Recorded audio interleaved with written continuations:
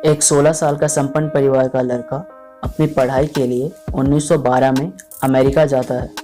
जैसे ही वह जहाज से अमेरिका की धरती पर कदम रखता है, उससे पूछताछ होती है और उनके सामान की तलाशी भी ली जाती है, जबकि दूसरे यात्रियों के साथ ऐसा व्यवहार नहीं किया जाता। वह लड़का जब उन अधिकारियों से इसका कारण पूछता है तो उसे जवाब मिलता है, तुम भारत से आए हो जो एक गुलाम देश है। यह बात सुनकर वह लड़का हक्का बक्का रह जाता है, क्योंकि उसने कभी इस बारे में सोचा ही नहीं था कि वह गुलाम देश का वासी है। पर उन अमेरिकी अधिकारियों के ये कुछ शब्द उसके मन पर गहरा असर डालते हैं। यह लड़का था करतार सिंह सराभा, जिसके मन में भारत को आज़ाद कराने की भावना जन्म ले चुकी थी। करतार सिंह ने जीवन का मकसद बना लिया था कि वे विदेशों में पढ़ रहे नौजवानों को भारत की स्वतंत्रता की लड़ाई के लिए एकजुट करेंगे।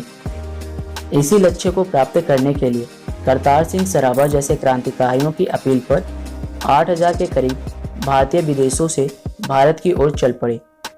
21 फरवरी 1915 का दिन पूरे देश में अंग्रेजों के खिलाफ गदर के लिए निर्धारित किया गया, लेकिन किसी देशद्रोही ने इसकी सूचना अंग्रेजों तक पहुंचा दी, जिसके बाद इस तारीख को बदल दिया गया।